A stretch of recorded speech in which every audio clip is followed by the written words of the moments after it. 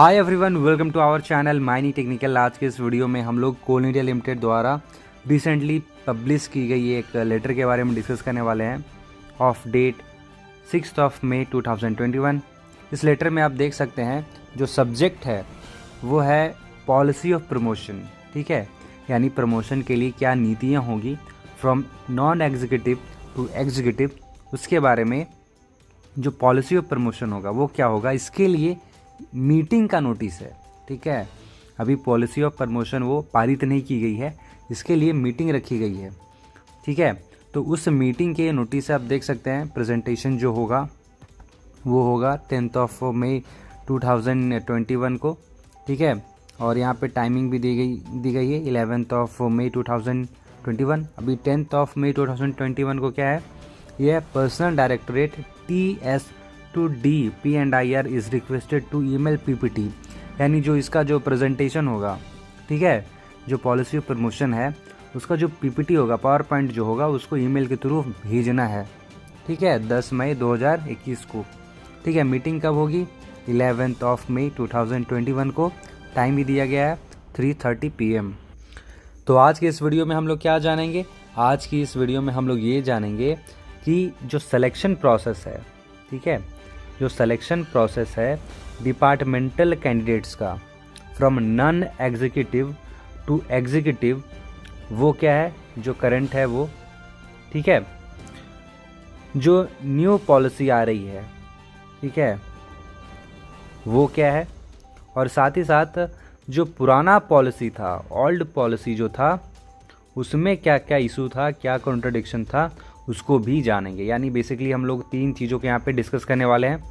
सबसे फर्स्ट में लोग डिस्कस करेंगे कि जो सिलेक्शन प्रोसेस था, ठीक है, डिपार्टमेंटल कैंडिडेट्स का from non executive to executive, current में उसका प्रोसेस क्या है होल, और इसके बाद हम लोग ये जानेंगे कि प्रपोज्ड पॉलिसी क्या है, एंड थर्ड में हम लोग ये भी जानेंगे कि ओल्ड पॉलिसी में क्या इशू था, क्या कॉन्ट्रडिक्शन था। तो चलिए आगे बढ़ते हैं। आगे बढ़ने से पहले यहाँ पर मैं आपको रेकमेंड करना चाहूँगा कि अगर आपने हमारा Maini technical app from Google Play Store download नहीं किया है तो आप गूगल प्ले स्टोर पे जाएं, वहाँ पर सर्च करें माइनी टेक्निकल और इस ऐप को आप डाउनलोड कर सकते हैं। इसमें आपको मिलेंगे इस वीडियो के PDF plus videos, study materials और क्विजेस भी। तो please download Maini technical app from Google Play Store. तो सबसे पहले ये जान लेते हैं कि जो करंट में डिपार्टमेंटल कैंडिडेट्स का जो सिलेक्शन होता है from non executive to executive, उसका होल प्रोसेस आखिरकार क्या है। बट उसको जानने से पहले थोड़ा ब्रीफ में हम लोग थोड़ी हिस्ट्री जान लेते हैं कि जो कैडर स्कीम हुआ करता था वो कब बना था। तो देखिए, जो एग्जिस्टिंग प्रोसेस है, यानी जो अभी का जो प्रोसेस है डिपार्टमेंटल कैंडिडेट्स का सिलेक्शन को लेकर from non executive post to executive post, वो बेस्ड है मेनली कैडर स्कीम के ऊपर, जो कि जो कोल इंडिया लिमिटेड जब फॉर्म हुआ था उस समय उसको बनाया गया था। बेसिकली अराउंड 1980s में ये जो कैडर स्कीम बनाया गया था, उसी के ऊपर अभी का जो सिलेक्शन प्रोसेस है डिपार्टमेंटल कैंडिडेट का from non executive to executive post, वो अभी पूरा जो है वो मेनली बेस्ड होता है। इस कैडर स्कीम में समय के साथ कई बार अमेंडमेंट्स किए गए, लेकिन एलिजिबिलिटी क्राइटेरिया के ऊपर, ठीक है, सिलेक्शन होने के लिए जो एलिजिबिलिटी क्राइटेरिया है उसमें कोई भी मेजर चेंजेस अब तक नहीं किए गए हैं। हालांकि कुछ चेंजेस किए गए हैं और काफ़ी सिग्निफिकेंट चेंजेस किए गए हैं in terms of quota assign for departmental and outside recruitment, but जो एलिजिबिलिटी क्राइटेरिया का जो मुद्दा है उस पर कोई भी बड़ा परिवर्तन यहाँ पे नहीं हुआ है। ठीक है, कोटा में चेंजेस कर दिया गया है डिपार्टमेंटल कैंडिडेट और आउटसाइड रिक्रूटमेंट में, लेकिन एलिजिबिलिटी क्राइटेरिया पे 1980 से, यानी जब से ये बना है उससे लेके अब तक कोई भी बड़ा चेंजेस नहीं हुआ है। चलिए, अब ये तो हुआ इंट्रोडक्शन के बारे में। अभी फ़िलहाल जान लेते हैं कि अभी का जो प्रोसेस है, ठीक है, प्रमोशन पाने के लिए from non executive to executive cadre, वो प्रोसेस क्या है। तो सबसे पहले यहाँ पे डिटेल नोटिफिकेशन निकाला जाता है for the selection of non executive to executive cadre. ठीक है, तो सबसे पहले नोटिफिकेशन निकाला जाता है और उसको कोल इंडिया लिमिटेड की वेबसाइट में पब्लिश किया जाता है। ये नोटिफिकेशन में कई सारे डिटेल्स होते हैं, जैसे कि डिसिप्लिन वाइज वैकेंसी कितनी है, किस पोजीशन कितनी है, एलिजिबिलिटी का क्या डिटेल्स है वगैरह इसमें इस नोटिफिकेशन में जारी किया जाता है। उसके बाद क्या होता है, उसके बाद जो एलिजिबल कैंडिडेट्स हैं और जो इंटरेस्टेड एम्प्लॉयज़ हैं वे अपना physical application through proper channel अपने रिस्पेक्टिव सब्सिडरी के हेडक्वार्टर पे सबमिट करते हैं। उसके बाद क्या होता है, उसके बाद जो स्क्रूटनी टीम होती है कहाँ पर, सब्सिडरी लेवल पर, वो वेरीफाई करती है इन एप्लीकेशन, ठीक है, इन एप्लीकेशंस को वेरीफाई करती है। और साथ ही साथ इसमें विजिलेंस और डिपार्टमेंटल क्लियरेंस जो होते हैं उसको भी कोल इंडिया लिमिटेड के हेडक्वार्टर पे भेज दिया जाता है। यानी जो स्क्रूटनी टीम है वो सब्सिडरी लेवल पे वेरीफाई करेगी इन एप्लीकेशन को, जो कि नोटिफाइड नॉर्म्स के ऊपर है या नहीं, और फिर ये जो ड्यूली वेरीफाइड एप्लीकेशंस होते हैं ना, ठीक है, उनको भेजेगी कहाँ, कोल इंडिया लिमिटेड के हेडक्वार्टर के पास। और साथ ही साथ जब ये एप्लीकेशन को भेजेगी वेरीफाइड एप्लीकेशन को, तो साथ ही साथ इस एप्लीकेशन के साथ विजिलेंस क्लियरेंस और या फिर डिपार्टमेंटल क्लियरेंस भी साथ में कोल इंडिया लिमिटेड के हेडक्वार्टर में भेजना पड़ेगा। इसके बाद कोल इंडिया लिमिटेड के हेडक्वार्टर लेवल पे एक कमेटी का गठन किया जाता है, वो फर्दर वेरीफाई करता है इन एप्लीकेशन को और अकॉर्डिंगली, ठीक है, डिसिप्लिन वाइज जो एलिजिबल कैंडिडेट के जो लिस्ट है ना उसको प्रिपेयर करता है। इसके बाद क्या होता है, इसके बाद डिपार्टमेंटल सिलेक्शन प्रोसेस को कैरी किया जाता है। EDCIL कंडक्ट करती है computer based test for various discipline as per the selection norms, लेकिन इसके लिए कुछ डिसिप्लिन के लिए छूट भी है, ठीक है, कंप्यूटर बेस्ड टेस्ट का एक्सेप्शन भी है कुछ डिसिप्लिन, जैसे कि माइनिंग, सर्वे, फाइनेंस, ठीक है, जहाँ पर पेपर जो है, ठीक है, वहाँ पर जो पेपर है वो DPC कंडक्ट होता है, ठीक है, जहाँ पर पेपर DPC जो है उसको कंडक्ट किया जाता है एलिजिबल कैंडिडेट्स के लिए। उसके बाद क्या होता है कि इस टेस्ट में क्वालिफाइंग मार्क्स भी होता है, ठीक है, रिटन एग्जामिनेशन में आपका 40% होना चाहिए क्वालिफाइंग मार्क्स। अगर कोई कैंडिडेट 40% या उससे ज़्यादा लाता है एग्ज़ाम में, वही क्वालिफाई किया जाएगा इंटरव्यू प्रोसेस के लिए, ठीक है। उसके बाद जैसे ही मार्कशीट रिलीज़ किया जाता है EDCIL के द्वारा, फिर क्या होता है, जो लिस्ट होती है कैंडिडेट्स की, ठीक है, इंटरव्यू प्रोसेस के लिए वो प्रिपेयर की जाती है और फिर कैंडिडेट्स को बुलाया जाता है इंटरव्यू के लिए 1:3 रेशियो में, यानी एक वैकेंसी के लिए 3 कैंडिडेट्स को बुलाया जाता है। इसके बाद क्या होता है कि इसके बाद जब इंटरव्यू कंप्लीट हो जाता है तब एक मेरिट पैनल को प्रिपेयर किया जाता है, और ये जो मेरिट पैनल है 5 क्राइटेरिया के ऊपर डिसाइड होता है। पहला है क्वालिफिकेशन, ठीक है, जो 10 मार्क्स का होता है। 6 मार्क्स तो आपको मिल जाएंगे अगर आपने मिनिमम क्वालिफिकेशन प्रोसेस किया है तो, और अगर आपने एडिशनल क्वालिफिकेशन प्रोसेस किया है as decided by the DPC तो आपको एडिशनल मार्क्स भी मिलेंगे, यानी 10 में से 6 मार्क्स तो आपको मिनिमम क्वालिफिकेशन प्रोसेस करने के बाद मिल जाएंगे, लेकिन जो एडिशनल मार्क्स है उसके लिए आपको एडिशनल क्वालिफिकेशन भी गेन करना होगा as decided by the DPC। जो सेकंड क्राइटेरिया है वो है एक्सपीरियंस, ये भी 10 मार्क्स का होता है। इसमें से जो 6 मार्क्स होता है वो अगर आप मिनिमम एक्सपीरियंस को फुलफिल कर रहे हैं तो आपको 6 मार्क अलॉट कर दिया जाएगा। इसके बाद जो आप एडिशनल ईयर का एक्सपीरियंस जो करेंगे उसके लिए 1 मार्क्स एक्स्ट्रा आपको मिलेंगे, यानी हर एक्स्ट्रा मार्क्स आपको मिलेगा हर एडिशनल एक्सपीरियंस के ऊपर, यानी 1 साल आपका और ज़्यादा एक्सपीरियंस बढ़ते जाएगा तो उसके लिए आपको 1 एक्स्ट्रा मार्क्स मिलते जाएगा। मिनिमम एक्सपीरियंस आप गेन करेंगे तो आपको 6 मार्क्स तो मिलेगा ही मिलेगा, प्लस इस मिनिमम एक्सपीरियंस के बाद जितना भी आप additional year of experience gain करते हैं उसके लिए आपको additional 1 marks for each year experience आपको मिलता जाएगा। उसके बाद ACR, ठीक है, पिछले 3 सालों का ACR, ये भी तीसरा आधार है, इसके लिए आपको 15 मार्क्स अलॉट किए जाएंगे, ठीक है। अगर आउटस्टैंडिंग परफॉर्मेंस है तो 5 मार्क्स, वेरी गुड है तो 4 मार्क्स, गुड है तो 3 मार्क्स, ठीक है। और जो भी ACR गुड से नीचे आता है जैसे कि एडिक्वेट, बेयरली एडिक्वेट, इनको कंसिडर नहीं किया जाएगा सिलेक्शन को लिए, ठीक है। तो आपको आउटस्टैंडिंग होना चाहिए, वेरी गुड होना चाहिए या फिर गुड होना चाहिए, इसके नीचे आपका सिलेक्शन नहीं हो पाएगा। इसके बाद आता है रिटन टेस्ट। रिटन टेस्ट में जो आपने स्कोर किया है वो भी मैटर करता है, ये 40 मार्क्स का ये आपको मिलेगा। उसके बाद आता है इंटरव्यू 25 मार्क्स का होता है, ठीक है।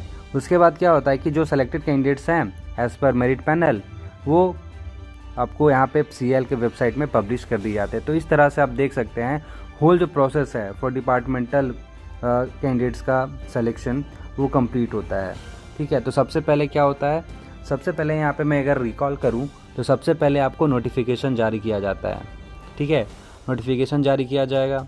उसके बाद एप्लीकेशन फ़िल की जाती है कैंडिडेट्स के द्वारा, ठीक है, और ये जो एप्लीकेशन फ़िल किया जाएगा वो रिस्पेक्टिव सब्सिडरी के हेडक्वार्टर में सबमिट करते हैं, ठीक है। उसके बाद क्या होता है कि जो स्क्रूटनी टीम है, ठीक है, स्क्रूटनी टीम वो वेरीफाई करती है इन एप्लीकेशन को। ये सब्सिडरी लेवल पे होता है, ये सब्सिडरी लेवल पे होता है स्क्रूटनी टीम, ये वेरीफाई करती है इन सारे एप्लीकेशन को। और फिर ये जो एप्लीकेशंस हैं, ठीक है, इनको भेजा जाता है किसको, कमेटी के पास। ये कमेटी कोल इंडिया लिमिटेड के हेडक्वार्टर के लेवल के ऊपर गठित की जाती है। उसके बाद डीपीसी कैरीड आउट होता है, ठीक है, टेस्ट वगैरह भी इंक्लूड होता है, सीबीटी कंप्यूटर बेस्ड टेस्ट होता है, ठीक है, एक्सेप्शन मिला हुआ है माइनिंग सर्वे फाइनेंस डिसिप्लिन को, ठीक है। उसके बाद आपका स्कोर अगर आप पास कर जाते हैं तो आपको इंटरव्यू के लिए बुलाया जाता है, ठीक है। इंटरव्यू के बाद एक मेरिट पैनल प्रिपेयर किया जाता है, और ये जो मेरिट पैनल है वो 5 पैरामीटर के ऊपर बेस्ड होता है, जिनके बारे में मैंने बता दिया, ठीक है। फर्स्ट क्या था, फर्स्ट था क्वालिफिकेशन, ठीक है, फर्स्ट था क्वालिफिकेशन, देन एक्सपीरियंस, ACR पिछले 3 सालों का, रिटन टेस्ट एंड इंटरव्यू। तो इन आधार से आपका पूरा मेरिट पैनल प्रिपेयर होता है। तो इस तरह से आप देख लिए कि किस तरह से अभी तक का जो सिलेक्शन प्रोसेस था of departmental candidates from non executive to executive cadre वो हुआ करता था। अब यहाँ पर हम लोग ये बात कर लेते हैं कि आखिरकार जो पुराना जो प्रोसेस था सिलेक्शन का, ठीक है, from non executive to executive process, executive cadre, उसमें क्या प्रॉब्लम था, उसमें क्या इशू था, जिसको लेकर कोल इंडिया लिमिटेड अब न्यू प्रपोज्ड जो सिलेक्शन प्रोसेस है उसको फ्रेम करने वाली है, न्यू पॉलिसी फ्रेम करने वाली है। तो एग्जिस्टिंग प्रोसेस में क्या प्रॉब्लम था उसके बारे में जान लेते हैं। तो सबसे मेजर प्रॉब्लम था मिनिमम क्वालिफिकेशन। कुछ जो डिसिप्लिन होते हैं, कुछ डिसिप्लिन ऐसे थे जिसमें मिनिमम क्वालिफिकेशन सिर्फ और सिर्फ मैट्रिकुलेशन था। तो इसमें जो कोल इंडिया लिमिटेड के जो अधिकारी हैं उनका कहना है कि मिनिमम क्वालिफिकेशन कभी भी मैट्रिकुलेशन नहीं रहना चाहिए फॉर एग्जीक्यूटिव, क्योंकि इससे हम लोगों को क्या है कि क्वालिटी मैन पावर आप नहीं ला पाएंगे। तो to induct quality manpower यहाँ पे बोला गया है कि ये जो प्रॉब्लम है इसको सॉर्ट आउट करें। इसको सॉर्ट आउट करने के लिए जो प्रपोज्ड प्रोसेस ऑफ सिलेक्शन है उसमें जो आपका पॉलिसी बनेगी, ठीक है, फॉर प्रमोशन, उसमें मिनिमम क्वालिफिकेशन जो मैट्रिकुलेशन है उसको हटा दिया जाएगा। उसके बाद यहाँ पे दूसरा यहाँ पे मेजर प्रॉब्लम यहाँ पे इन्होंने ये बताया है कि कई सारे CPSE में जो एम्प्लॉय है उसको कम से कम 15 सालों का एक्सपीरियंस नॉन एग्जीक्यूटिव पोस्ट पे गेन करना होता है to qualify for the executive post. लेकिन कोल इंडिया लिमिटेड में ये किसी डिसिप्लिन में 0 एक्सपीरियंस में भी हो जाता है, ठीक है। इसमें ये पॉलिसी में, पुरानी पॉलिसी में ये फॉल्ट था। तीसरा इन्होंने यहाँ पे मेजर इशू बताया है वो है कोटा, ठीक है।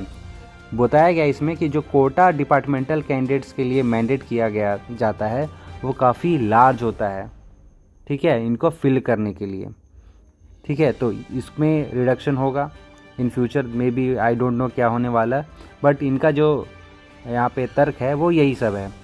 इसके अलावा यहाँ पर जो यहाँ पे मैं मान सकता हूँ इसमें सबसे बड़ा इशू है वो ये है, the process for inviting application scrutiny etc is being done manually, resulting in elongated cycle time. The same can be shortened if the process is taken to digital platform, that is through a portal.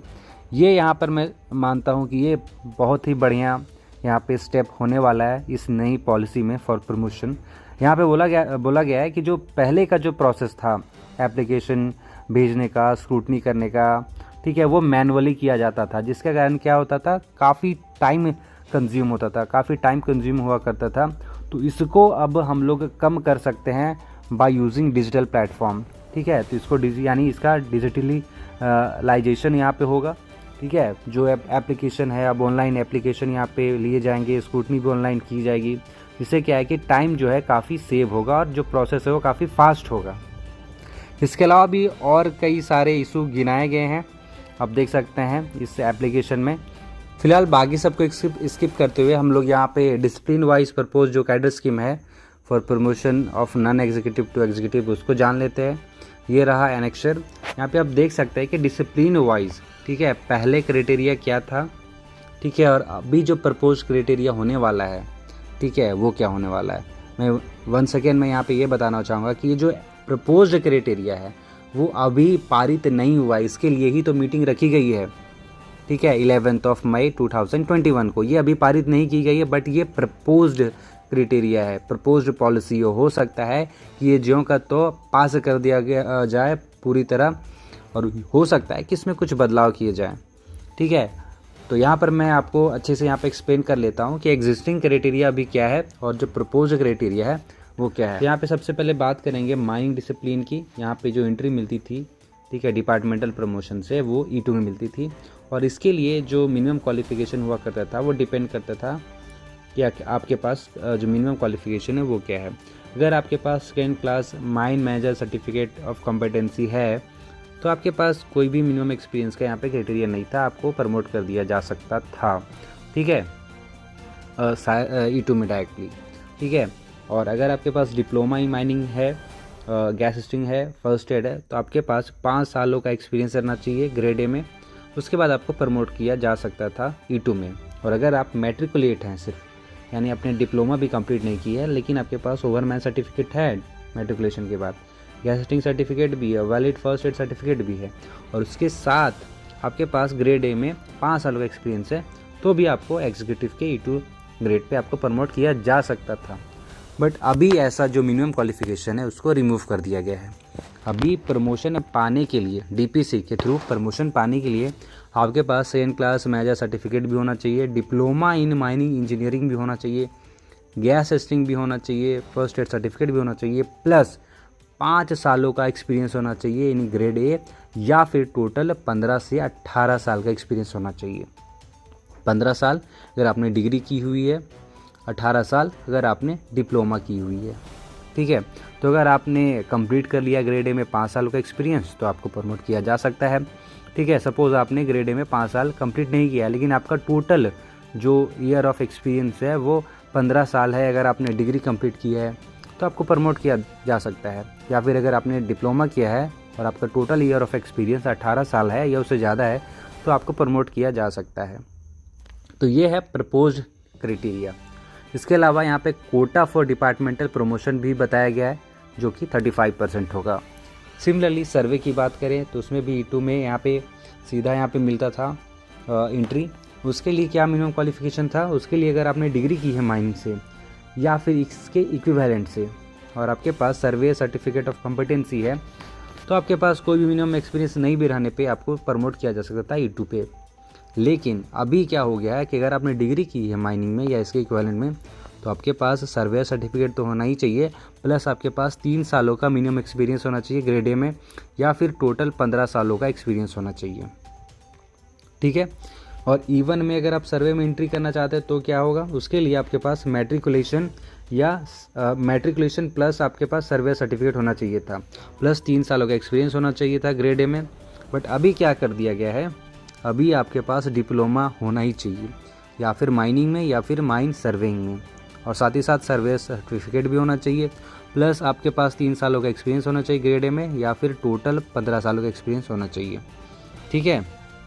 तो ये सबको हटा के अभी ये propose किया जा सकता है। सिमिलरली सिविल के लिए भी है, ड्रिलिंग के लिए भी है, और कई सारे अदर डिसिप्लिन्स के लिए भी है। तो ये हुआ आज के complete video on the topic जो न्यू पॉलिसी है for promotion of non executive to executive. I hope आपको ये वीडियो काफ़ी पसंद आया होगा। पसंद आया तो इस वीडियो को लाइक कीजिए, शेयर कीजिए, एंड अगर आपके मन में कोई भी थॉट है, डाउट है तो प्लीज़ कमेंट बॉक्स में ज़रूर बताएं। अगर चैनल को सब्सक्राइब नहीं किए हैं तो प्लीज़ चैनल सब्सक्राइब करें। मिलते हैं अगले वीडियो में। टिल देन एज ऑलवेज जय हिंद, जय भारत।